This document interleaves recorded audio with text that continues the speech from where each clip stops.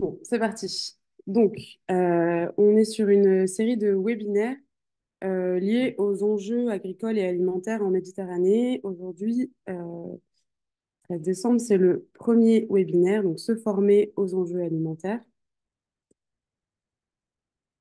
C'est un projet qu'on a construit sur fonds propres, sur temps propre.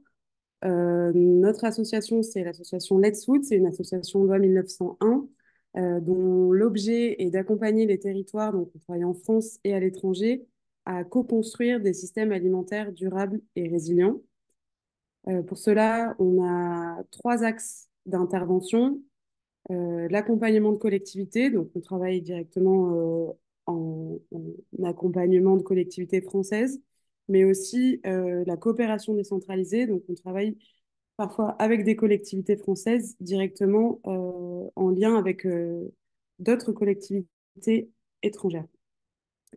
Euh, L'axe 2, c'est le recensement d'initiatives via la plateforme Let's Food Ideas. Donc, on a un centre de ressources qui regroupe aujourd'hui plus de 400 initiatives, donc, qui sont organisées selon les différents axes d'un système alimentaire durable, et notamment ceux proposés par le Pacte de Milan et qui sont portés aussi bien par des acteurs publics, associatifs ou privés. On rédige aussi des publications donc pour mettre en avant des sujets qui nous semblent intéressants et les pousser à l'agenda politique. L'axe 3, enfin, c'est la formation et le renforcement des capacités. Donc, on en parlera un peu plus en détail quand on présentera les projets de formation qu'on mène avec Let's Food. Rapidement, l'équipe, donc on est quatre. Je suis Anna Fauché, donc directrice et cofondatrice de l'association, cofondée avec Louison Lançon, chef de projet, et on travaille depuis peu avec Camille Périgot et Annelle Rago sur une diversité de projets qu'on retrouve dans les trois axes que je viens de présenter. On a aussi un bureau et un conseil d'administration, ainsi que de nombreux bénévoles qui nous aident notamment à enrichir le centre de ressources ou autres missions, si jamais ça vous intéresse. Donc, voilà pour nous. On a proposé à différents acteurs de s'associer sur cette série de webinaires, des acteurs qui nous semblaient pertinents, notamment parce qu'ils travaillaient sur le périmètre de la Méditerranée. Donc, ils se représenteront tout à l'heure parce qu'on va leur donner la parole en introduction de ce premier webinaire. La chaire UNESCO Alimentation du Monde, avec laquelle on a l'habitude de travailler, l'association NID et le ministère de l'Europe et des Affaires étrangères. Donc, voici nos trois partenaires qui se présenteront par la suite. On présentera les intervenants.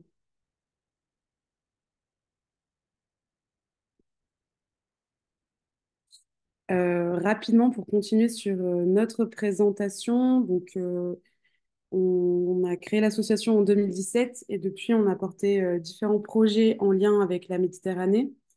Donc, le premier, c'était le projet Let's Food Cities avec deux coopérations. Donc, c'était 14 territoires qui travaillaient en coopération sur les enjeux agricoles et alimentaires, dont deux coopérations particulièrement liées à la Méditerranée, celle entre la ville de Montpellier et la commune de Fès, au Maroc, et celle entre Grenoble et la ville de Sfax, en Tunisie. Donc, c'est des coopérations qu'on a pu ensuite approfondir via le projet Copalim, qui était un projet financé par le ministère des Affaires étrangères et qui nous a permis notamment de faire des échanges techniques et des visites d'élus. Tout ça dans l'idée de renforcer les compétences des territoires et de favoriser les projets communs entre des territoires français et des territoires en coopération. Le projet Copalim avait aussi l'objet d'encourager les collectivités françaises à développer des coopérations sur les enjeux agricoles et alimentaires.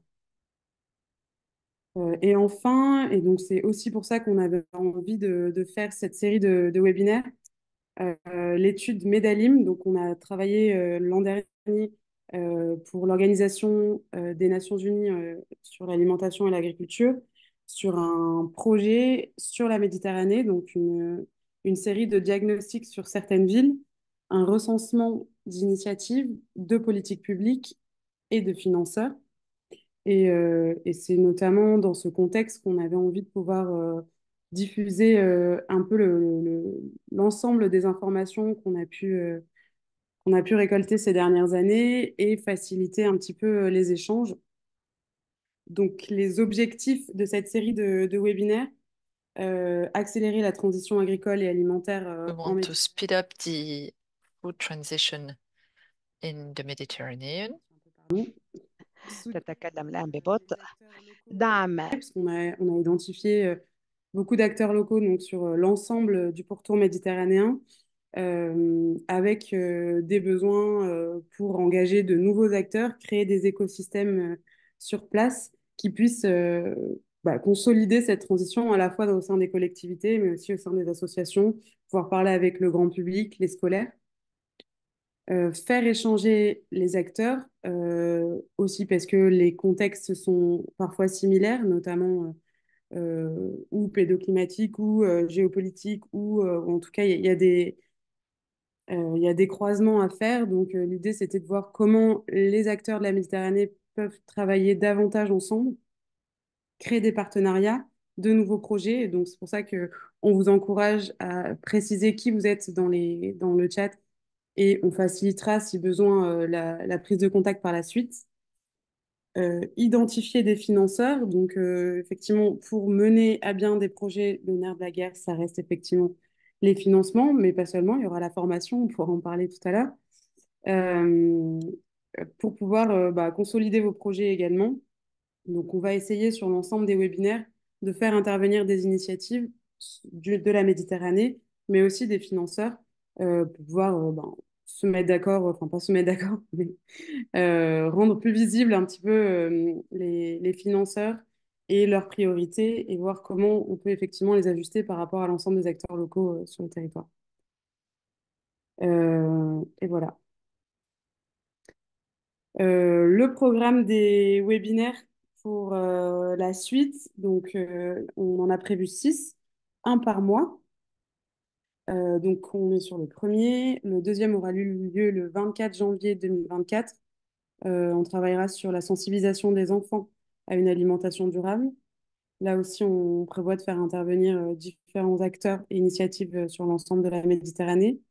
Lutter contre le gaspillage alimentaire, produire une alimentation locale de qualité, développer les opportunités de marché pour les producteurs locaux et enfin lutter contre la précarité alimentaire. Donc, on vous invite à vous inscrire. Dans tous les cas, l'ensemble des webinaires sera enregistré et diffusé sur notre chaîne YouTube. Vous l'aurez compris, l'idée, c'est un peu de parcourir l'ensemble des politiques qui construisent une politique alimentaire, donc de la production jusqu'à la gestion des déchets. On souhaitait aussi démarrer ce webinaire avec quelques définitions. Donc, on a prévu deux, un système alimentaire local et un système alimentaire durable, avec l'idée que avant de pouvoir construire ensemble, il faut effectivement développer un langage commun et donc se mettre d'accord sur le périmètre et le sujet. Donc nous, ce qu'on entend par système alimentaire local, on l'a défini en 6 transformations sur les territoires. Donc à la fois protéger les terres agricoles dans un premier temps. Donc ça, c'est souvent To le protect the notamment. agricultural Limiter land, l'artificialisation et to faciliter limit l'installation de nouveaux agriculteurs. artificialization and Ça, c'est help un premier axe. new farmers Le settle. deuxième axe, ce serait de soutenir l'emploi Number agricole. two, Alors, pas n'importe lequel, mais help encourager les formes agricultural d'emploi extensives, diversifiées, employment, autonomes et to en lien promote avec l'environnement. extensive diversification. خاصة Là aussi, في on travaille علم البيئة sur la الزراعية. création d'emplois. وهنا الجهات المحلية Les acteurs peuvent créer des partenariats pour soutenir l'emploi agricole. Donc développer l'offre, mais aussi les circuits de distribution. Donc développer les circuits courts et de proximité. Donc ça, il y a un réel enjeu peut-être à recréer des circuits à l'échelle locale. Donc, pour cela, il faut réadapter la production à la consommation locale et accompagner ce qu'on appelle des intermédiaires conscients. Donc la question des intermédiaires est toujours intéressante et reste une problématique sur la répartition de la valeur ajoutée. Là, l'idée, c'est d'avoir des intermédiaires qui permettent à des consommateurs d'avoir des produits de qualité à des prix accessibles et à des producteurs de vivre de leur production. Donc, développer l'offre, mais aussi la demande, bien sûr. Donc, accompagner les changements de pratiques alimentaires. Là aussi, c'est un enjeu d'encourager le grand public à consommer local, de saison, sans pesticides et à réduire la consommation de viande. Donc, ça peut passer notamment par les cantines scolaires qui sont des publics plus ou moins captifs ou en tout cas sur lesquels les collectivités peuvent agir. Lutter contre le gaspillage alimentaire et valoriser les biodéchets. Donc là, l'idée, c'est de réduire le gaspillage alimentaire. On sait que une grande partie de ce qui est produit est jeté.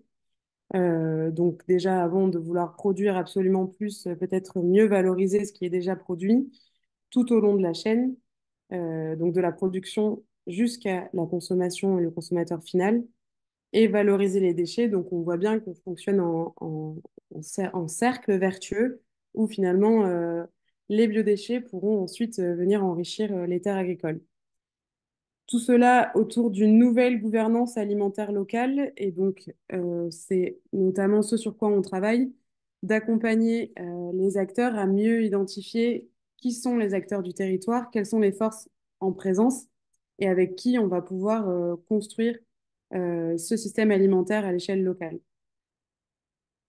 Alors, je fais une toute petite pause. Pour ceux qui viennent d'arriver, on a un service d'interprétation.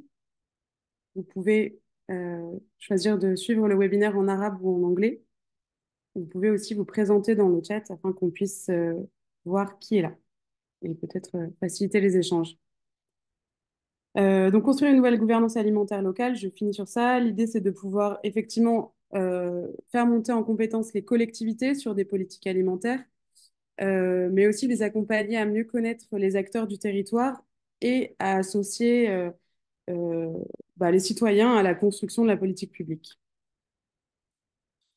Deuxième et dernière définition qu'on vous propose aujourd'hui, des systèmes alimentaires durables. Donc, pour rappel, on s'appuie sur la définition de Nicolas Bricasse qui a construit la définition de système alimentaire durable à partir de celle proposée par la FAO, Biodiversity International et IPES Food. Donc, la durabilité, plusieurs axes.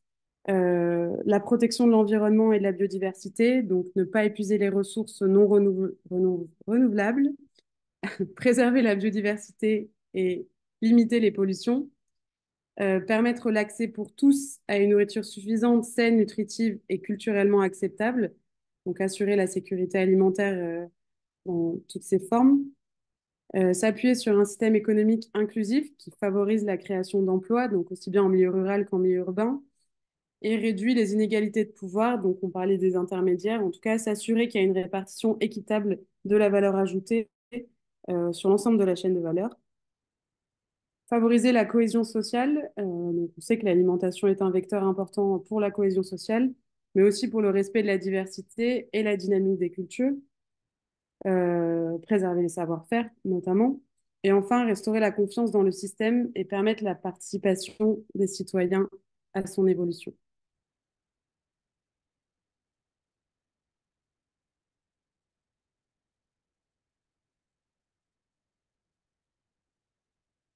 Donc le sujet du jour, c'est se former aux enjeux alimentaires.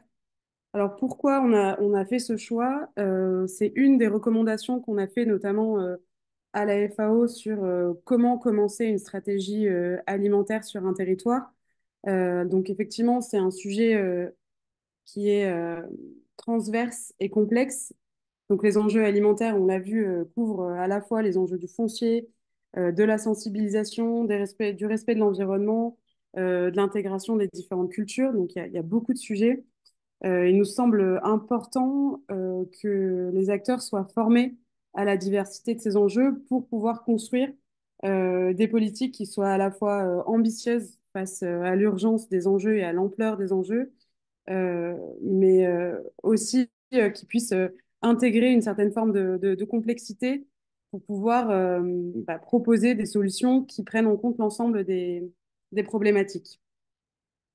Donc, ça nécessite des compétences multiples, notamment donc, pas uniquement des connaissances théoriques, mais aussi tout un tas de savoir-faire, de savoir-être, d'associer et d'animer des acteurs, de faciliter des partenariats. Et nous, on s'est formé sur ces sujets-là et on pense que c'est important et que c'est assez essentiel pour pouvoir développer ces sujets sur les territoires. C'est notamment ce qu'on constate en travaillant avec des territoires français et des territoires à l'étranger. Il nous faut des interlocuteurs qui connaissent les sujets et qui soient à même de porter ces sujets-là, enfin ces politiques à la fois au sein des collectivités. Et il nous faut tout un écosystème d'acteurs formés pour pérenniser les politiques sur les territoires. On va faire une micro-pause pour permettre aux interprètes de souffler. Donc, on va prendre 5 minutes avant de vous présenter les intervenants de la journée. Ce que je vous propose, c'est de vous présenter dans le chat, si vous ne l'avez pas encore fait, votre nom, votre initiative, votre contact.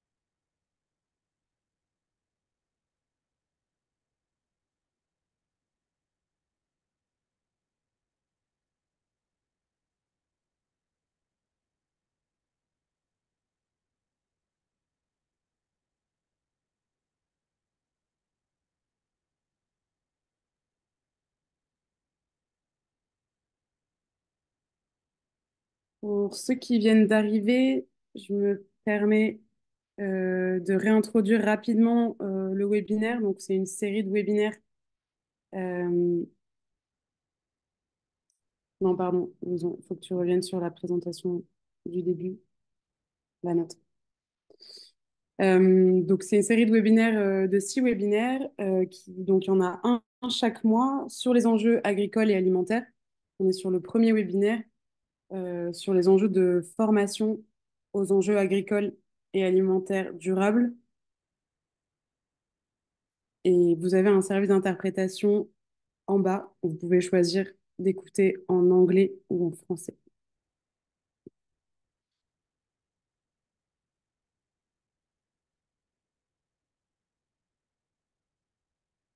Merci.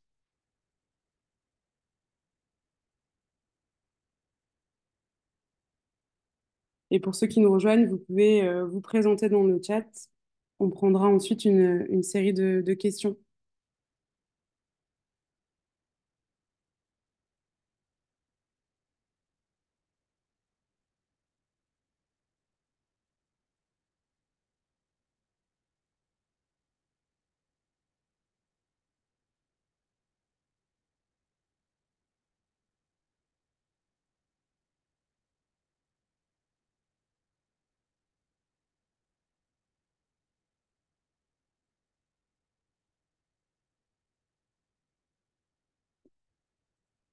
Si c'est bon, je vous propose de continuer après cette petite pause.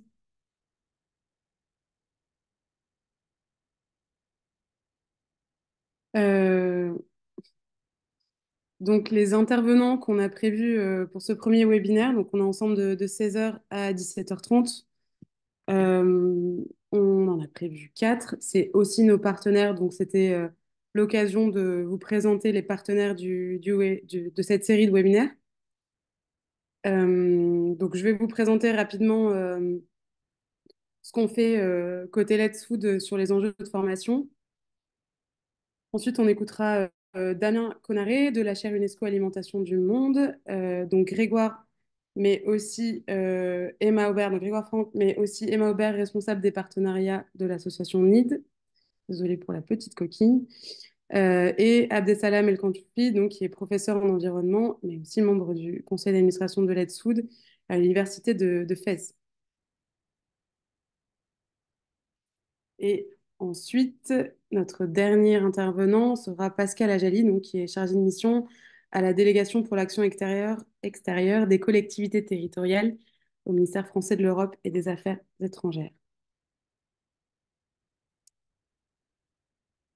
Donc, côté Let's Food, nous, on fait le choix de la formation, ou en tout cas, on a décidé de former les acteurs et deux types d'acteurs depuis le début de l'association, donc en 2017.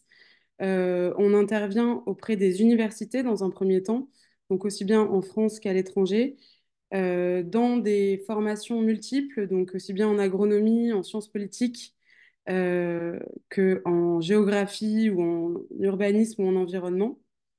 Peut-être vous dire, nous, qui travaillons sur les politiques alimentaires depuis presque 10 ans, nos formations, donc on est formé en agronomie, en sciences politiques, et ensuite on a fait cette spécialisation en innovation et politique pour une alimentation durable dont Damien Conaré vous parlera. Et on constate en France notamment qu'avec l'arrivée de formations sur les enjeux alimentaires, on a on a de plus en plus de compétences et d'acteurs formés, et notamment de jeunes professionnels formés sur ces sujets qui ont permis notamment de faire émerger de plus en plus de politiques alimentaires. Donc ça a accompagné en tout cas le développement de stratégies alimentaires territoriales.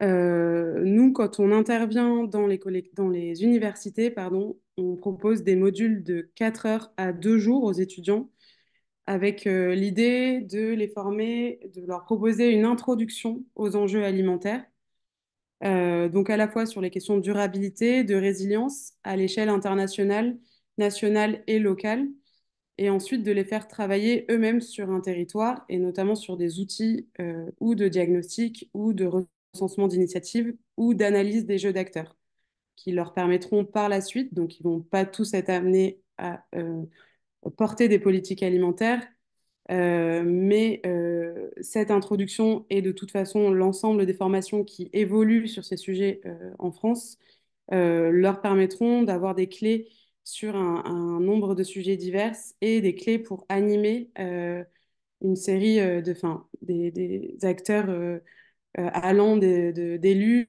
aux producteurs, transformateurs, distributeurs, donc avec des problématiques extrêmement diverses. Euh, voilà pour ce qu'on fait nous.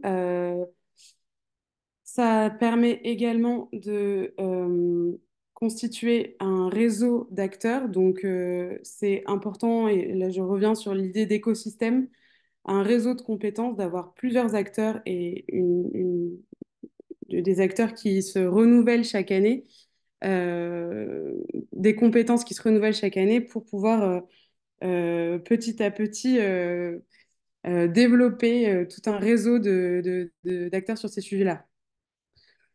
Donc voilà, ça c'est notre formation, c'est le dossier qu'on pardon, c'est le dossier qu'on propose aux élus locaux, parce que notre deuxième axe de formation s'adresse aux élus locaux.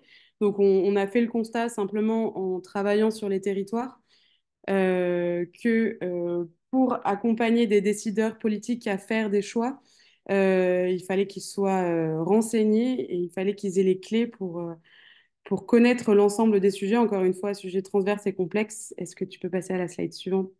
Merci. Euh, et ô combien important pour les territoires, étant donné qu'effectivement, travailler sur les enjeux ou sur une politique alimentaire, ça va permettre également de travailler sur la création d'emplois, la protection de ressources, la sécurité alimentaire ou encore la qualité de vie.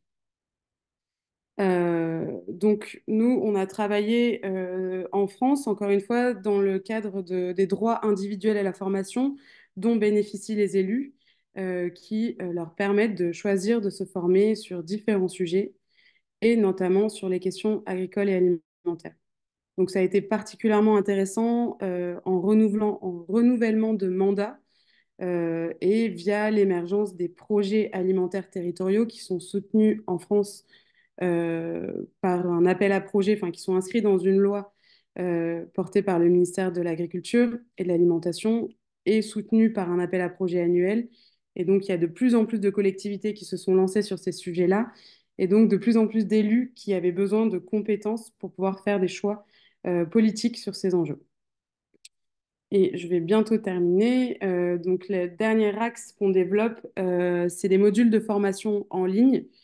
Donc, on teste aussi de nouveaux outils pour sensibiliser, former. Donc, on a travaillé sur différents territoires, donc pas en Méditerranée, mais ça pourrait être un projet qu'on aimerait développer, des modules de formation spécifiques pour connaître les enjeux du territoire, donc alimentaire et agricole, donc peut-être sur la base de diagnostics qu'on a réalisés en Méditerranée. Aujourd'hui, on l'a fait, on est en train de le faire pour le département du Gard notamment. Et enfin, donc ça c'est un jeu qu'on a développé pour les élus, donc avec lesquels on travaille, qui leur permettent de découvrir tout un tas d'initiatives. Donc on travaille beaucoup sur l'échange de pratiques. On a essayé de faire des communes, des tailles de communes différentes, des contextes urbains, ruraux différents, qui permettent aux élus donc de s'inspirer et de voir ce que font d'autres collectivités qui leur ressemblent. Donc voilà, c'était une présentation assez synthétique. On peut passer désormais aux autres intervenants. Je vais laisser la parole à Damien Conaré, secrétaire général de la chaire UNESCO Alimentation du Monde. Bien, bonjour à toutes et tous. Merci, merci de l'invitation et puis surtout, merci de l'invitation à être partenaire de cette série de webinaires. On en est ravis. Du coup, donc moi, je gère les activités de la chaire UNESCO Alimentation du Monde, donc, qui est hébergée en fait à l'Institut Agro Montpellier. C'est donc l'école d'ingénieurs agronomes à Montpellier, donc on est aussi, nous, méditerranéens. C'est une chaire d'enseignement et de recherche qui est labellisée par l'UNESCO. On existe depuis 2011 avec comme objectif l'idée donc de décloisonner les savoirs sur l'alimentation et de soutenir les différents acteurs du changement pour promouvoir des systèmes alimentaires plus durables. Alors ça on le fait à travers, et on a une posture, on va dire, d'interface entre la science et la société, de traduire les résultats de recherche pour ces fameux acteurs du changement, les pouvoirs publics, les associations, le secteur privé, l'expertise internationale. Et donc, avec une approche multidimensionnelle de l'alimentation, c'est-à-dire l'idée vraiment d'appréhender l'alimentation dans toutes ses dimensions, au-delà de simplement nutritionnelles, ces dimensions identitaires, culturelles, environnementales, de lien social, comme l'a évoqué Anna tout à l'heure, etc. Et donc, à travers trois grands types d'activités, la coordination et valorisation de projets de recherche, la diffusion des connaissances, et puis la formation, sur laquelle je vais évidemment plus particulièrement parler. Pour ce qui est des aspects de valorisation et coordination de projets de recherche, en l'occurrence, on a historiquement beaucoup travaillé sur la question des systèmes alimentaires urbains, ce qui nous a amené en particulier à travailler avec, par exemple, la métropole de Montpellier, de l'accompagner dans sa politique agroécologique et alimentaire, de s'investir dans des réseaux nationaux et internationaux sur ces questions. Et puis, depuis 4-5 ans, on travaille de plus en plus sur les questions de solidarité alimentaire, de lutte contre la précarité alimentaire. Donc voilà, on va dire pour le volet recherche, très rapidement. Sur le volet diffusion des connaissances, ça passe à travers un certain nombre de colloques et de conférences qu'on organise, qui sont d'ailleurs des moyens de former aussi un public plus large autour de questions d'alimentation durable. On a notamment un grand rendez-vous annuel à Montpellier. Et le prochain, d'ailleurs, on vous y invite, ce sera le 2 février. On abordera les questions des jeunes, les rapports que les jeunes générations entretiennent à leur alimentation. Et puis, diffusion des connaissances aussi à travers un certain nombre de publications, alors, qui sont toutes accessibles en ligne gratuitement, y compris cet ouvrage dont je vous parle, dont vous voyez l'image, pardon, Une écologie de l'alimentation. Et puis, beaucoup de policy briefs, etc., que vous pouvez vous procurer en ligne sur notre site Internet. Et puis, Donc, troisième volet, la formation, avec, du coup, je vais vous expliquer plus en détail deux éléments, donc sur la slide suivante, puisqu'on est particulièrement investi dans une formation qui s'appelle Innovation et politique pour une alimentation durable, IPAD. Donc, c'est un master spécialisé, ça veut dire niveau Bac+6. Et donc, c'est une formation qui se tient ici à Montpellier, qui est donc hébergée par l'Institut Agro, qui est aussi portée par le CIRAD, Centre de coopération internationale en recherche agronomique pour le développement, qui est un centre de recherche également basé à Montpellier. Et donc, c'est une formation professionnalisante en un an, avec une part de présentiel à Montpellier, et puis suivi d'une période de stage professionnel. Donc, c'est une formation qui est accessible à la formation initiale et en reprise d'études. Donc, c'est-à-dire qu'on a alors des petites promotions, 15 à 20 étudiants, qui sont pour partie donc en poursuite d'études, soit des jeunes qui arrivent de formation d'ingénieur agro, agroalim, qui arrivent de Sciences Po, de formation d'urbanisme, d'école de commerce, etc. Et puis, pour une autre partie, des gens qui sont en retour de formation après une expérience professionnelle de 5, 10, 15, 20 ans pour certains. Et donc, ça nous fait des promos mixtes. L'intérêt, c'est que c'est ce qu'ils nous décrivent souvent en fin d'année, qu'ils ont autant appris quasiment entre eux en travaillant ensemble que par les apports des différents intervenants professionnels qui viennent intervenir dans la formation. C'est que dire, c'est aussi une formation du coup qui est accessible à la formation continue, c'est-à-dire que chacun des modules est accessible indépendamment l'un de l'autre en formation continue courte. Et donc vous voyez, voilà, je vous ai mis un petit peu rapidement quelques débouchés où se retrouvent nos diplômés aujourd'hui. Donc la formation a plus de 10 ans, il y a plus de 200 professionnels aujourd'hui. Parmi nos anciens et nos brillantes anciennes, Louison et Anna, justement. Et donc qui travaillent, spécialistes du coup, dans des cabinets de conseil, en bureau d'études, qui se retrouvent beaucoup, évidemment, comme il y a eu, comme l'a évoqué Anna, toute cette vague de création de projets alimentaires territoriaux en France. On retrouve beaucoup de coordinateurs de ces projets, voilà, parmi nos anciens, ou qui vont être responsables de filières biologiques, agroécologiques, etc., et chargés de projets dans les domaines de solidarité sociale, et éventuellement aussi dans le plaidoyer et dans des organisations internationales. Donc, voilà pour la formation, j'allais dire, qui nous occupe le plus au quotidien ici à Montpellier. Et donc, vous l'avez compris, qui forment des cadres dans l'alimentation. Voilà, peut-être pour ce master spécialisé, on pourrait y revenir s'il y a des questions. Et puis, voilà, on a d'autres activités de formation, notamment, alors je ne l'ai pas évoqué là à travers mes slides, mais on a un séminaire de rentrée où on évoque les grands enjeux de l'alimentation durable, et là, qui est pareil, accessible en ligne, gratuitement, et puis vous pourrez revenir sur les enregistrements. Mais sinon, sur des actions de formation, donc en particulier, on a développé un MOOC, donc un cours en ligne, en partenariat avec le CNFPT, c'est le Centre national de la fonction publique territoriale. Donc, ça veut dire tous les cadres qui travaillent dans les collectivités locales, mairies, départements, régions, etc. euh, et qui peuvent suivre du coup en ligne ce MOOC, co-construire sa démarche alimentaire de territoire.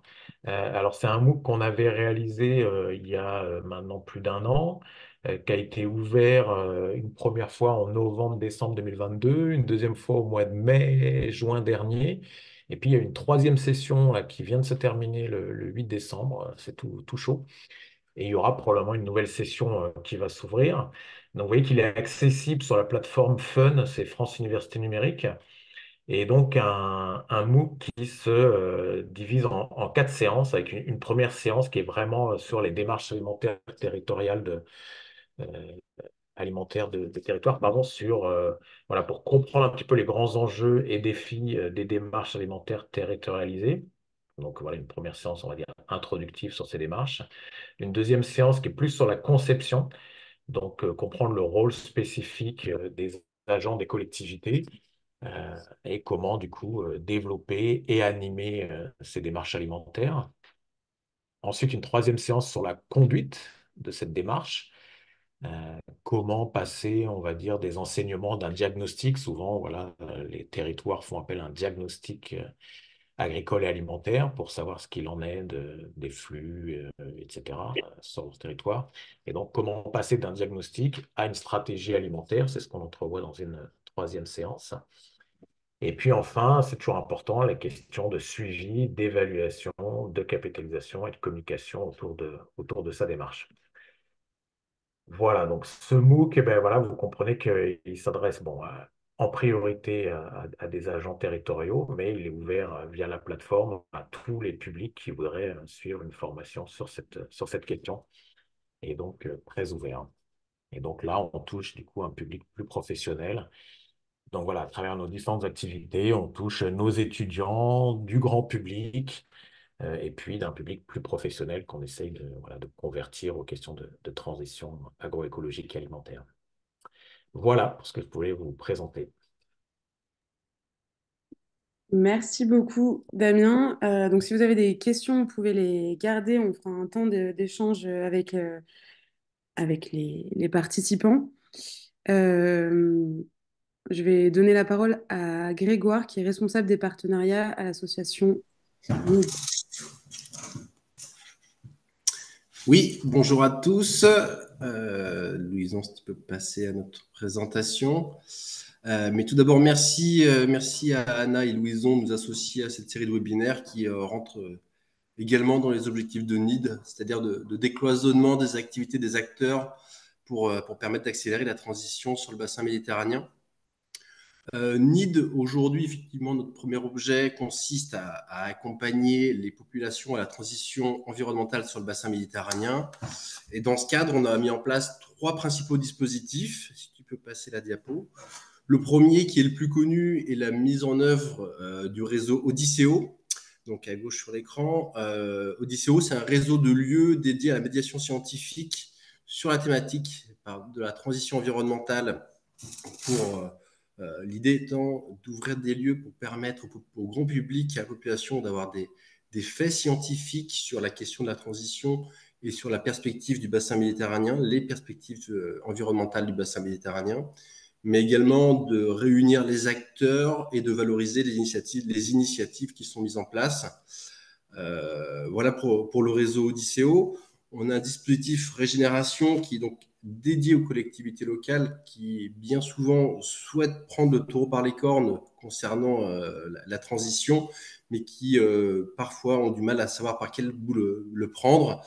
Notre idée étant de proposer des feuilles de route participatives de transition des territoires. Et le dernier point, c'est un projet qui s'appelle Econea, qui est dédié au développement des compétences, c'est-à-dire identifier les besoins de compétences des employeurs privés et publics, adapter l'offre de formation des organismes de formation et développer l'attractivité auprès des publics jeunes et demandeurs d'emploi pour aller vers ces métiers. Parce qu'on a bien identifié qu'il y a un déficit général de compétences pour mettre en œuvre cette transition environnementale à l'échelle du bassin méditerranéen, et ce, dans tous les domaines d'activité, y compris de l'alimentation, mais on peut aussi parler de la gestion de l'eau, des déchets, de la biodiversité ou encore de l'énergie. Slide suivante. Concernant notre postulat pour appréhender la question de la formation, le premier est de poser et de faire comprendre à nos stagiaires les enjeux de la transition. Car on considère que pour pouvoir agir ensuite, il faut avoir d'abord ressenti, puis compris ce qui se passe en termes de transition environnementale et comprendre que les décisions sont prises au regard de 2 points qui sont d'une part la réduction de l'impact environnemental des activités et deuxièmement de l'adaptation aux conséquences des dérèglements climatiques. Une fois qu'on a posé ce point de départ qui est la compréhension des enjeux de la transition, effectivement, on essaye d'apporter notre pierre à l'édifice concernant le développement des compétences techniques, notamment sur la partie agricole, sur les techniques agroécologiques. Les publics que nous formons sont multiples. Alors, tout d'abord, on a de nombreuses actions de sensibilisation à la transition, mais on en parlera peut-être dans un prochain webinaire, donc je ne reviens pas dessus. La formation, aujourd'hui, on travaille essentiellement sur le public étudiant. Donc, on a développé notamment avec l'INSPE de Aix-Marseille, donc pour les futurs enseignants, un module transition environnementale pour qu'ils puissent avoir les clés dans le cadre de leur enseignement auprès des élèves pour parler de ces enjeux de transition. Module qu'on a transféré ensuite et adapté à l'ENS de Tanger pour que les futurs enseignants marocains aient aussi ces compétences. Et d'une manière générale, les formations qu'on dispense sont autant pour les acteurs privés que pour les collectivités publiques, où on a deux types de formations. Une qui est dédiée à la direction sur la partie stratégie de transition et une autre qui est à destination des agents ou des salariés, qui est plus sur la partie anticiper le changement. Donc voilà comment les publics auxquels on s'adresse en priorité dans le cadre de nos formations, donc les étudiants et les personnes en poste. Prochaine slide. En termes de méthodologie, on va effectivement baser nos interventions par un diagnostic qui va être le plus participatif possible pour mobiliser l'ensemble des acteurs et pouvoir adapter ce qui est contenu, objectif, modalité pédagogique aux stagiaires et à leurs objectifs. Donc, vous avez pu voir dans les photos précédentes, l'idée est autant d'aller faire des sorties terrain que d'être en salle, que d'étudier les cas pratiques. Et une des particularités de nos interventions est de toujours terminer les actions ou durant les actions de formation, passer à l'action opérationnelle pour qu'une fois qu'on a compris, on puisse adapter de suite à la transition de sa structure, de son territoire. Concernant, vous avez compris que NID a un spectre qui est assez large. On s'intéresse à tout ce qui va permettre la transition sur le bassin méditerranéen, donc autant l'eau, la gestion des déchets, l'énergie, la biodiversité, et bien évidemment tout ce qui est alimentation. Concernant la partie alimentation, notre cadre d'intervention à nous aujourd'hui se base donc sur trois axes, qui est la montée en compétences sur les techniques d'agroécologie pour les agriculteurs en poste et les futurs agriculteurs. Le développement de la coopération territoriale entre acteurs et les échanges interterritoires de ces acteurs de l'agriculture. Donc, on va continuer avec deux projets qui illustrent ce positionnement et je laisse la parole à Emma qui travaille avec nous sur ces questions. Bonjour à tous, je m'appelle Emma Aubert, je travaille donc avec Grégoire chez NID et j'ai une autre casquette, c'est que je travaille également dans l'exploitation agricole familiale. On produit de la vigne, des pommes et des olives. Donc j'ai ces deux casquettes de à la fois vouloir comprendre comment former sur les pratiques agroécologiques, mais je suis également apprenante aussi une partie de la semaine. Donc ce premier projet dont je voulais vous parler, c'est un projet de voyage apprenant. On organise dans la région de Fès.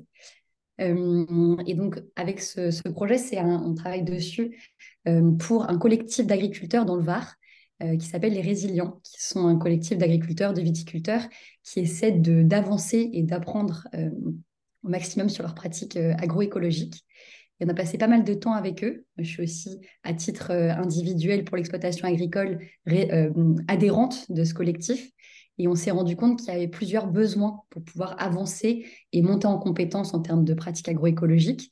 Il y avait besoin de rencontrer d'autres expérimentations vraiment réelles sur le territoire, voir que ça fonctionne, comment ça fonctionne. Il y a besoin de sortir du court terme, se dire, OK, sur le long terme, mon exploitation agricole, comment est-ce que je la gère? Et aussi, on a beaucoup réfléchi sur la question de la résilience hydrique. Et donc, ce collectif d'agriculteurs, de viticulteurs nous ont demandé à NID est-ce qu'on pouvait leur organiser un voyage apprenant au Maroc, dans une région où il y a moins d'eau, où les challenges peuvent être encore plus complexes, les défis encore plus importants pour ces pratiques agroécologiques, mais où il y a également encore des pratiques traditionnelles très importantes et très résilientes, mais aussi des pratiques innovantes qui peuvent être inspirantes pour les agriculteurs du Var. On a donc pu créer un programme, donc un voyage apprenant, tout un programme de formation dans la région de Fès, en collaboration avec Abdeslam El Hanchoufi, qui est connecté aujourd'hui et qui parlera un petit peu après, et Alain Canet, qui est vraiment l'un des fondateurs de l'agroforesterie en France, avec qui on a pu vraiment échanger pour avoir un programme très cohérent et que ce soit vraiment un programme de formation, et pas simplement de la sensibilisation. Donc, du coup, on a pu faire une visite de terrain en novembre 2023. On a pu aller rencontrer pas mal de projets différents, donc des fermes de tailles différentes, de 2 hectares à 1000 hectares, notamment une grosse exploitation viticole de 1000 hectares, des projets universitaires, des projets publics, des projets privés, et tous qui cherchent une forme de résilience hydrique. C'est vraiment ça qui les caractérise et qui va être intéressant pour ce voyage. Et donc, le voyage aura lieu en février 2024. Il y aura 5 jours d'échange. En tout, on aura 9 visites, donc ce sera assez intense, avec beaucoup de temps de débrief et de formation. Il y aura 18 participants et nous serons 3 encadrants, donc Alain Canet, Abdeslam El Ranchoufi et moi-même sur place. Donc ça, c'est le premier voyage, le premier projet. Et le deuxième projet, c'est un projet avec l'Institut des techniciens spécialisés en agriculture de l'Arrache. C'est donc un projet qu'on a lancé récemment pour former à la transition écologique d'une part, mais aussi aux pratiques agroécologiques d'autre part, les étudiants de l'Institut agricole à l'Arrache. Donc en fait, ce projet, il vient tout juste d'être lancé et il va avoir 5 étapes clés. La première étape, c'est qu'on va faire tout un diagnostic dans cet institut, pourquoi est-ce qu'il y a des demandes que NID vienne apporter des compétences d'agroécologie. On est très en lien avec la directrice et donc comprendre c'est quoi les besoins de l'Institut, qu'est-ce qu'il manque en termes de compétences dans le programme pédagogique, mais aussi et surtout aller faire un diagnostic des besoins des exploitations agricoles autour de cet institut, puisque finalement, ce sont les exploitations agricoles qui vont devenir les employeurs des prochains élèves. On va passer du temps dans ces exploitations agricoles pour comprendre leurs besoins aujourd'hui, quelles seraient les compétences dont ils ont besoin pour leurs futurs employés. La deuxième étape, c'est qu'on va quand même aussi faire beaucoup de sensibilisation auprès des étudiants de l'ITSA, des formateurs de cet institut, mais aussi des exploitations agricoles. On a vraiment envie de bien appuyer sur le rôle de l'agriculture dans la transition écologique, à quel point ce rôle est immense pour réhabiliter les grands cycles naturels. La troisième étape, c'est qu'on va réfléchir à une ingénierie pédagogique à ajouter, à venir se greffer au parcours de formation de l'ITSA, qui soit vraiment nécessaire et complémentaire pour le parcours de ces élèves. Et la quatrième étape, qui viendra juste après, on viendra donc former les formateurs de l'ITSA pour qu'eux-mêmes s'approprient et délivrent les nouveaux modules aux étudiants de l'ITSA. Et enfin, la dernière étape, c'est qu'on va venir organiser un webinaire où on va faire se rencontrer les agriculteurs du Var, les résilients, dont je vous parlais dans le précédent projet, avec les agriculteurs de l'Arrache, ceux qu'on aura rencontrés, et les étudiants, les formateurs et les équipes de l'Institut de l'Arrache, pour pouvoir se parler de, tiens, voilà les compétences agroécologiques dont qu'on est en train d'acquérir, quelles sont les autres compétences qui existent dans d'autres endroits, comment est-ce qu'elles sont mises en place, comment est-ce qu'on gère ce dérèglement climatique que tous agriculteurs, on se prend en ce moment, et comment se sentir plus en lien, de voir qu'entre régions, on a les mêmes challenges et beaucoup de solutions similaires. Voilà pour nos 2 projets cette année au Maroc. Merci beaucoup, Emma, Grégoire, pour cette présentation. Si vous avez des questions, vous pouvez d'ores et déjà les poser dans le chat. On triera ensuite, enfin, on en retiendra quelques-unes pour l'échange, donc n'hésitez pas. Et je vais donner la parole à notre dernier intervenant sur ces expertises en formation, Abdeslam El Franchoufi, donc, qui est professeur en environnement à l'Université de Fès, également membre du conseil d'administration de l'EDSFO. Est-ce que c'est bon pour toi?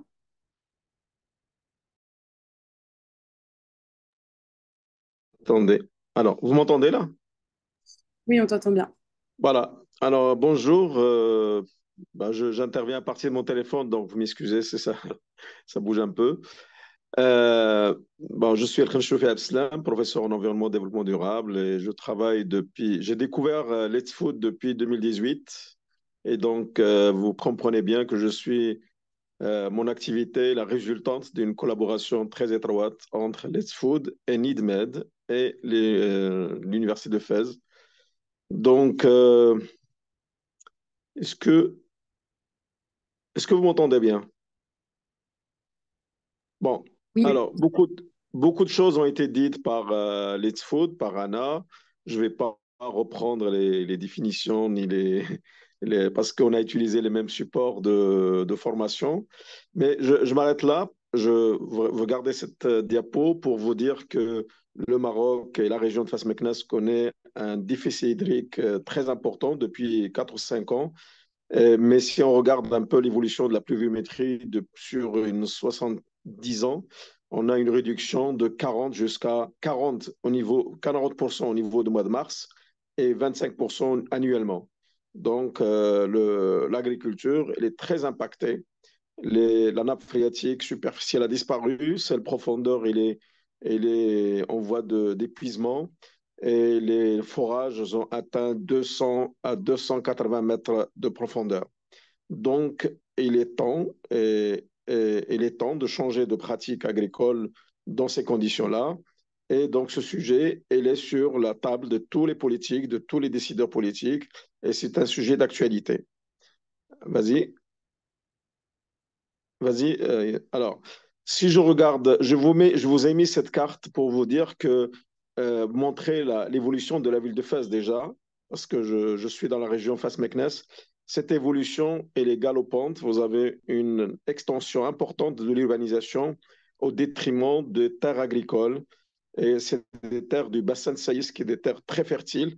Et donc, parler de circuits courts à l'échelle de cette ville me paraît très difficile pour le moment parce qu'il y a une extension urbaine et très peu de terres agricoles limitrophes de la ville de Fès. Certaines continuent parce qu'elles résistent à cette urbanisation, mais il est temps de prendre des décisions pour essayer de limiter cette extension horizontale de la ville et penser et proposer d'autres solutions. Et donc, qui dit élimination de terres agricoles va agir sur les exploitations et va agir sur le système alimentaire. Parce que pour répondre à ce besoin alimentaire, il faut d'abord le connaître pour essayer d'inciter les agriculteurs à à répondre aux besoins des consommateurs. Vas-y.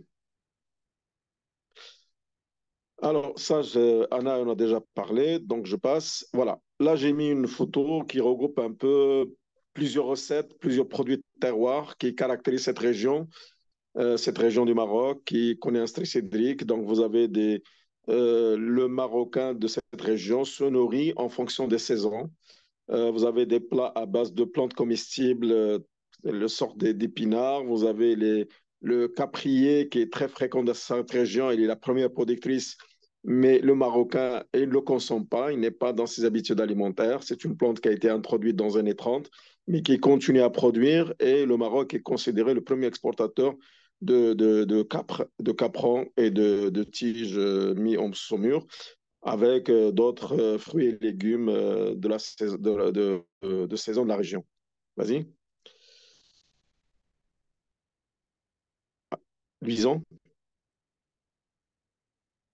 Luisant. Voilà. Ouais, je suis passée sur la Bon, suite. ça, c'est les objectifs de développement durable, c'est-à-dire si on maîtrise cette relation entre consommateurs et l'arrière-pays des grandes agglomérations, on répond à un certain nombre d'objectifs de développement durable qu'on va essayer.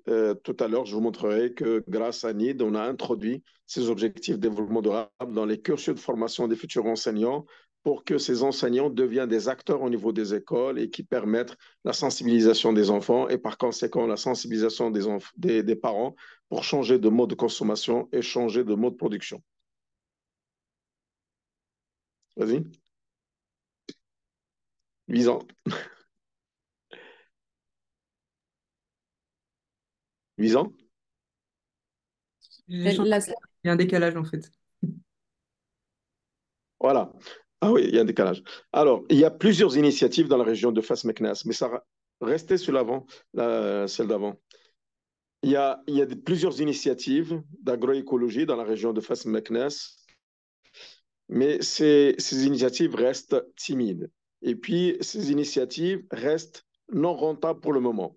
Mais je pense que une sensibilisation est intense actuellement auprès des décideurs politiques, et auprès des consommateurs, auprès des jeunes, pour que ça devienne une pratique courante de produire autrement, de régénérer les sols, de protéger les ressources naturelles, d'utiliser le moins d'eau pour qu'une alimentation soit saine et réponde aux besoins des glandes d'agglomération. Ça, c'est dans la région de l'Hajb. Il est à mi-chemin entre Meknès et Fès. C'est un jeune lauréat de l'ENA de Meknès qui a aménagé cette ferme et qui commence à commercialiser ses produits. Et il est très enthousiaste pour l'avenir de son projet parce que la demande est de plus en plus importante. Alors, cette agriculture, cette agroécologie nécessite une sensibilisation, une sensibilisation de tous les acteurs, aussi bien les politiques que les techniciens, que les jeunes ou les parents. Parce qu'au Maroc, actuellement, on est au croisé de chemin. On a abandonné notre système alimentaire, notre mode de consommation.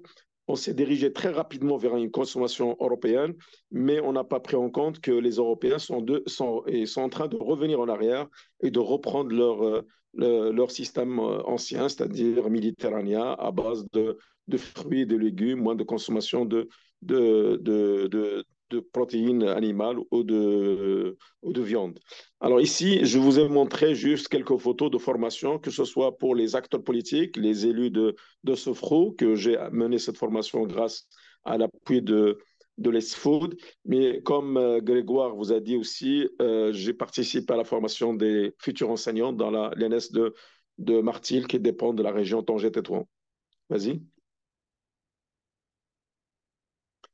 Alors, d'autres projets de formation qui se produisent actuellement dans deux régions du Maroc, Fès Meknès et Khnifra Ben Mellal, grâce à l'appui d'une coopération internationale qui est l'Agence allemande de développement, la JZ. Alors, ce projet, il est basé sur trois piliers. Il y a un pilier de gouvernance, il y a un pilier de diagnostic sectoriel, et il y a un pilier d'intermédiation pour l'emploi, en milieu rural surtout, et de formation courte. Donc, ce dispositif nous a permis de faire des diagnostics sectoriels dans la région Fès-Meknès et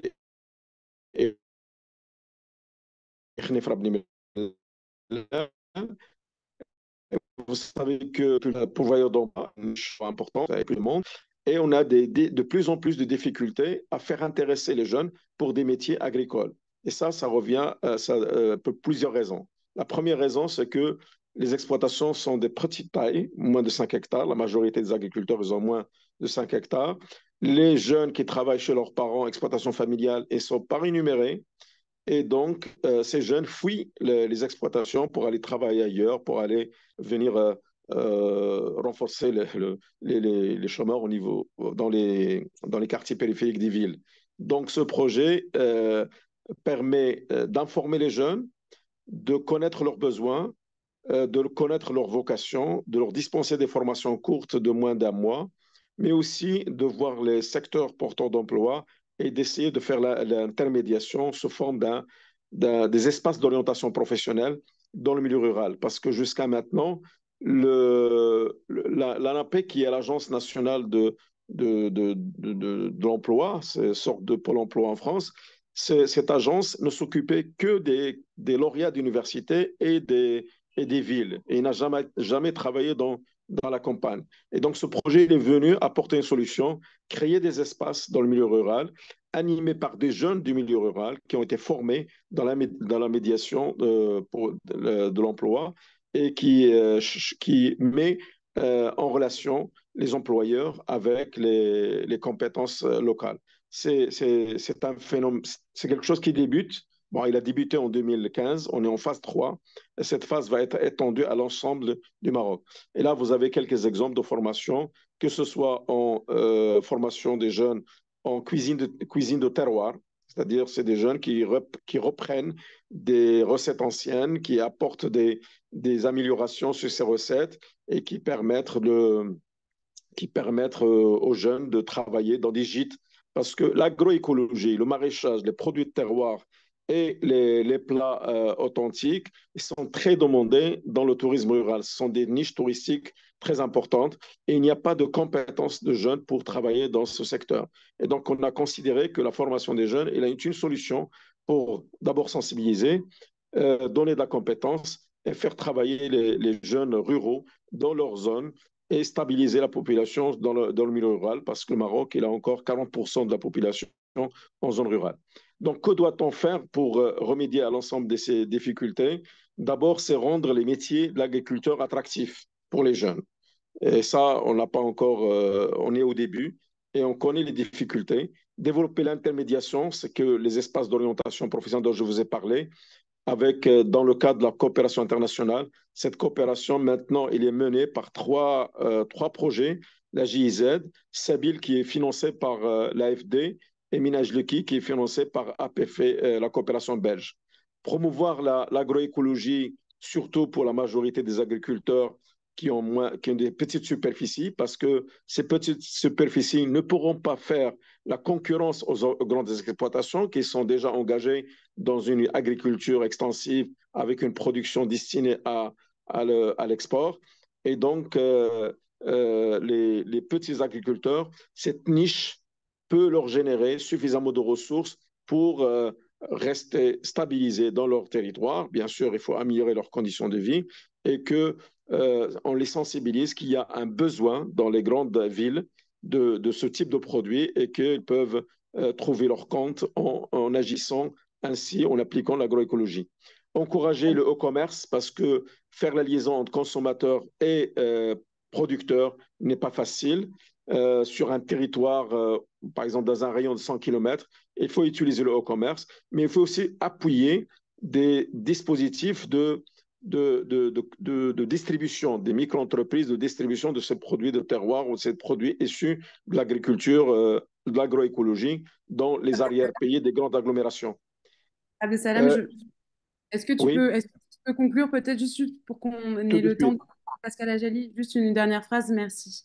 Tout de suite. Alors, le dernier point, c'est créer des filières de formation, que ce soit dans les ISTA, dans les écoles d'agriculture ou dans les universités, pour avoir suffisamment de cadres pour gérer ces problématiques de système alimentaire et d'agroécologie. Et merci. Super, merci beaucoup. Ben, merci à tous les quatre pour ces présentations qui étaient Euh, très... Anna, je peux revenir sur la diapo d'avant parce j'ai oublié un truc important. 2 secondes. Là, j'ai mis un peu les acteurs de territoire qui travaillent sur l'agroécologie, le système alimentaire. Il y a la coopération internationale, il y a le réseau RIAM, il y a toutes les NIDMED, il y a l'école d'agriculture, l'ESTFood aussi, et tout le monde. Voilà. Merci. Ben, merci, ça nous donne un aperçu effectivement des acteurs au Maroc. On va faire une petite pause de 3 minutes pour permettre aux interprètes de se reposer et on reprend. Ce que je vous propose, c'est qu'on va prendre 2 questions, mais peut-être à la fin pour laisser la possibilité à Monsieur Ajali de présenter les possibilités de financement du ministère des Affaires étrangères. Florence, juste après la pause, on fait une toute petite pause de 3 minutes. Vous pouvez noter vos questions et les destinataires des questions directement dans le chat, s'il vous plaît.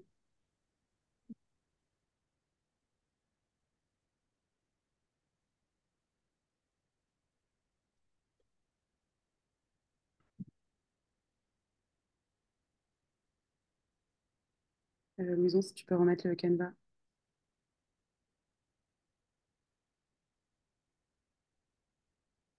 Merci.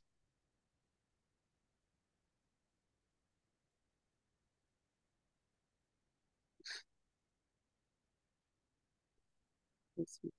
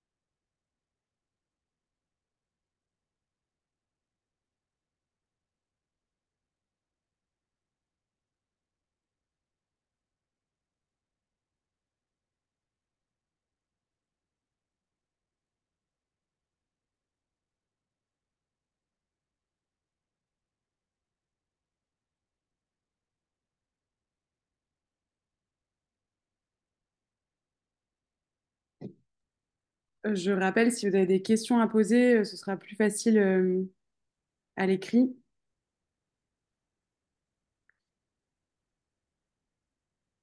Vous pouvez ensuite revenir vers nous pour des contacts ou les contacter directement si vous avez leur contact pour les intervenants.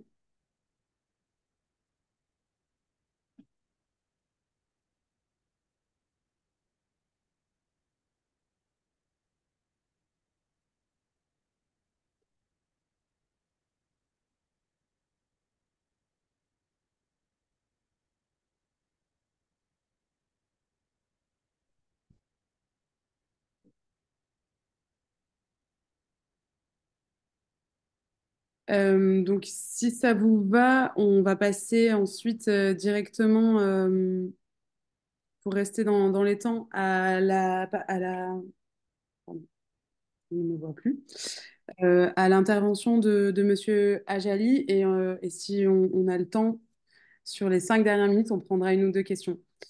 Désolée, c'est dur de tenir en 1 heure et demie parce qu'il y a beaucoup d'acteurs et d'initiatives. Bien. Bonjour à tous, est-ce que vous m'entendez? Très bien. Bon, ben, c'est parfait. Bon, ben, écoutez, merci à l'ESFOOD pour cette invitation. Donc, j'en profite pour saluer tous les participants.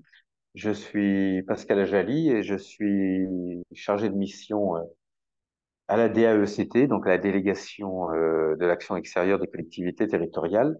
Et à ce titre, cette délégation a plusieurs compétences, mais celle qui nous intéresse là dans le cadre de ce webinaire, c'est son appui aux collectivités territoriales dans le cadre de leurs projets de coopération. Alors cet appui fonctionne essentiellement par le biais d'appels à projets annuels qui permettent de déposer des projets entre 1 et 3 ans, généralement, sur différentes thématiques. Alors, je vais être assez précis sur les différents types d'appels à projets que nous avons, parce que vous allez voir que pour le bassin méditerranéen, ça a une importance euh, non négligeable. Donc, nous avons un appel à projet généraliste. Donc, le généraliste, j'ai envie de dire, c'est un petit peu la voiture balai lorsqu'on n'arrive pas à rentrer dans un des appels à projets géographiques ou thématiques. Alors, parmi les thématiques, il y a différentes thématiques. Il y a patrimoine, il y a égalité femmes-hommes, il y a sport, enfin, il y a la jeunesse. Et en ce qui nous concerne, il y a également un appel à projet que l'on a appelé sécurité alimentaire, mais qui embrasse large, puisque dans les types d'actions qu'on avait recensées, et elles sont loin d'être exhaustives. On avait mis, par exemple, renforcement de la gouvernance alimentaire locale, mise en place d'actions relatives aux circuits courts, cantines scolaires, sensibilisation à l'alimentation saine, durable, locale. Donc là, je crois qu'on est quand même bien dans la thématique. On a également la valorisation des biodéchets, mise en place de pratiques d'agroforesterie, renforcement de filières agricoles, etc. Donc, vous voyez, c'est très, très large et en écoutant tout à l'heure Anna qui présentait toutes les problématiques que soulevait la réflexion sur les systèmes alimentaires locaux, on voit bien que cet appel à projet peut répondre à ces problématiques. Alors, euh, nous avons donc, comme je vous l'ai dit, des appels à projets thématiques, dont sécurité alimentaire, mais nous avons également des appels à projets géographiques. Vous allez voir que ça a son importance, puisque la plupart de nos appels à projets géographiques sont basés, euh, comment dirais-je, sont montés avec des, euh, des partenaires qui sont sur le pourtour méditerranéen. Alors, l'appel à projet géographique, on l'appelle aussi parfois fonds conjoint, a, a plusieurs particularités. La première, c'est que tous les projets qui concernent euh, un des pays avec lequel on a un appel à projet bilatéral doivent passer par cet appel à projet. Alors, je vais dire rapidement les appels à projets géographiques qui concernent le pourtour méditerranéen. Donc, on a un appel à projet franco-marocain, franco-tunisien, franco-libanais, et j'ai un peu de mal à vous dire franco-palestinien. Donc, on imagine bien que celui-ci va pas être dynamique, au moins dans les 2 ans à venir, ou en tout cas dans l'année à venir. Donc, il y a un franco-marocain, un franco-tunisien, franco-libanais et un franco-palestinien. Donc voilà, ce sont les 4 pour lesquels les projets qui sont présentés par les collectivités territoriales, et quelles que soient les thématiques, doivent entrer dans ces projets bilatéraux. Ce qui veut dire très clairement que si vous présentez un projet sur la sécurité alimentaire ou sur les systèmes alimentaires locaux, dans l'appel à projet thématique sécurité alimentaire, on ne le prendra pas. Il faut absolument le faire passer. C'est un petit peu la difficulté pour vous, en tout cas pour les collectivités territoriales que ça intéresse, le faire passer par un appel à projet bilatéral. L'intérêt de ces appels à projets bilatéraux, c'est que, en fait, le comité de sélection est composé à la fois de fonctionnaires du pays partenaire, marocains, tunisiens, libanais, palestiniens, le cas échéant, et de fonctionnaires français, voilà, ou d'experts français, voilà. Donc l'intérêt, bien sûr, c'est que les projets sont choisis ensemble, et donc forcément, les partenaires sont beaucoup plus impliqués et ont une meilleure connaissance, surtout, de ce qui se fait sur leur territoire. Voilà ce que je voulais vous dire sur ce sujet. Alors, bien sûr, si vous voulez faire un projet de sécurité alimentaire avec l'Égypte, par exemple, là, il faudra passer par le projet thématique et non pas il faudra passer par l'appel à projet thématique et non pas l'appel à projet géographique, puisque on n'a pas d'appel à projet bilatéral avec l'Égypte. Bon, j'espère que je vous ai pas trop embrouillé. Non, mais Et je m'arrête un petit peu. Oui. non, peut-être nous donner un aperçu des sommes, peut-être des budgets, et nous dire un exemple rapidement en 2 minutes. Ah, j'ai pas fini. J'ai 10 minutes. Je pense pas avoir utilisé mes 10 minutes. Allez-y. Alors, je vais vous donner vraiment des données factuelles. Alors, tout d'abord, l'appel à projet, donc, sécurité alimentaire, débute le 10 janvier et on se terminera le 28 mars. C'est-à-dire que les projets doivent être déposés sur la plateforme cncd.fr au plus tard le 28 mars. Pour les appels à projets bilatéraux, les dates ne sont pas encore fixées. Donc là, vous avez un petit peu de temps. Enfin, les montants, il n'y a pas de montant ni plancher, ni plafond. Mais vous allez comprendre que mais il y a quand même 2 contraintes relatives qui limitent finalement de facto les montants. C'est que nos appels à projets ne financent ni d'infrastructures immobilières, ni d'équipements. Donc c'est essentiellement du soft, des formations, de la mobilité, etc. En moyenne, les projets tournent autour de, je dirais, 200 000 euros.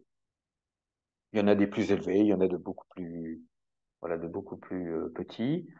Et nos financements tournent aux alentours entre 80 et 100 000 euros. Mais ça, c'est une statistique, hein, c'est pas du tout une volonté, c'est une statistique. Voilà. Voilà en ce qui concerne les montants.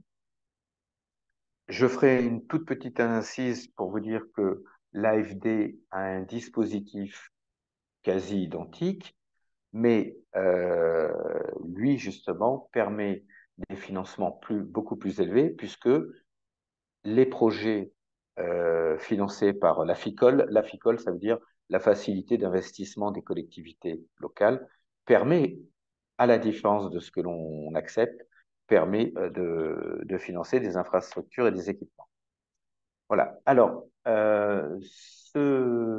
cet appel à projet sécurité alimentaire, a eu lieu, je crois, en 2019 ou 2020, et puis ça s'était arrêté.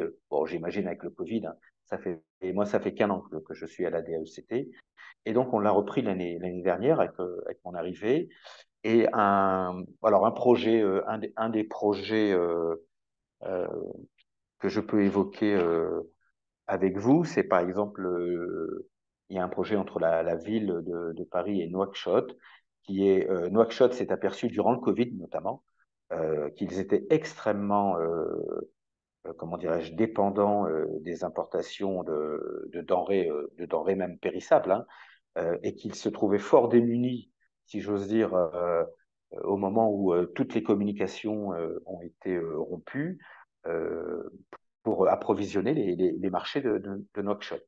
Et donc, devant ce constat et devant cette fragilité dont les autorités avaient pris conscience, pardon, ils ont décidé de confier à des, comment dirais-je, à des agriculteurs ou plutôt d'ailleurs à des familles qui avaient besoin de ressources, des parcelles qui avaient été identifiées pour faire en fait des potagers. Et ils ont souhaité, donc c'est une expérience qui a plutôt bien marché, même si, par exemple, sur les questions d'irrigation, tout ça, ils avaient bien le sentiment qu'on pouvait faire mieux. Ils ont souhaité donc être accompagnés par la ville de Paris pour développer une seconde parcelle à quelques kilomètres de là. Voilà. Et également pour regarder ce qui avait été fait en termes d'irrigation sur la première parcelle, pour voir s'il y avait des moyens de, de progresser sur sur les économies d'eau, quoi. Voilà un petit peu donc c'est un projet qui démarre, hein, il a pas encore, on n'a pas encore de recul. Mais voilà, c'est un exemple. J'en avais un autre rapidement. Attendez, je regarde mes notes. Voilà, on avait par exemple le Conseil régional du Grand Est avec l'association de développement des communes de Borgou au Bénin et l'association des communes de la région centrale du Togo. Et là, le projet c'est un appui à la sécurité alimentaire et au renforcement des filières agricoles durables dans les deux régions. Voilà. Je ne le développe pas plus pour pas être trop long. Simplement, ce que je voulais vous dire, c'est que pour ceux qui connaissent déjà nos appels à projets, sachez que nous avons modifié nos taux de cofinancement et maintenant nous allons, comment dirais-je, jusqu'à 90% de cofinancement pour donc les PMA, ce qu'on appelle les PMA, donc les pays les moins avancés, et 70% pour les autres. Voilà, je pense que j'ai dit l'essentiel. Si vous avez des questions, j'y réponds avec plaisir. Super. Merci beaucoup, Monsieur Ajali. Je pense que c'était important de voir effectivement comment les collectivités françaises pouvaient démarrer. On va bientôt terminer pour rester à l'heure, mais Florence, peut-être tu avais un commentaire en 1 minute. Merci Anna. Deux commentaires. L'un, c'est super important et la COP28 a de nouveau insisté sur la nécessité de former les équipes municipales et notamment de les former en intégrant la dimension climat et la dimension alimentation durable. Le deuxième point, c'était pour suivre sur ce que disait Abdesalam. Il y a pas mal de travail qui se fait actuellement au niveau de la gastronomie pour essayer de voir comment avoir une approche de gastronomie publique. On parle beaucoup des cantines scolaires et du rôle des chefs dans les cantines scolaires. Il y a également toute la restauration d'entreprise et toute la dimension de l'agrotourisme. Donc là aussi, je pense qu'il y a pas mal de choses à accrocher avec ce que vous faites. Merci. Super, merci. Très synthétique. Louison, si on peut avancer, on va terminer le webinaire. Vous dire donc que la série de webinaires donnera lieu à un guide, donc quelques pistes pour des stratégies alimentaires territoriales en Méditerranée, récit d'acteurs. Donc on fera la synthèse de ces webinaires au travers d'un document. Le prochain webinaire aura lieu, j'ai déjà oublié, le 15 janvier. Ce sera sur la sensibilisation des enfants à l'alimentation durable le 24 janvier, pas du tout le 15. Donc, vous pouvez vous inscrire pour le 24 janvier prochain. On sera à peu près sur le même format. On vous annoncera les intervenants par la suite. Euh, pour la fin, si tu peux revenir aussi, Louison, sur la dernière slide. Ce qu'on vous propose pour aller plus loin, donc c'est des formats qui sont courts parce qu'on sait que on manque de temps tous. Euh, N'hésitez pas à échanger vos contacts pour réfléchir à des projets de formation en Méditerranée, si vous souhaitez réfléchir ou les faire financer via l'outil de coopération décentralisée. N'hésitez pas à prendre contact notamment avec Monsieur Ajali pour co-construire de nouveaux projets. C'est toujours mieux de contacter les financeurs pour voir si effectivement le projet est dans les clous.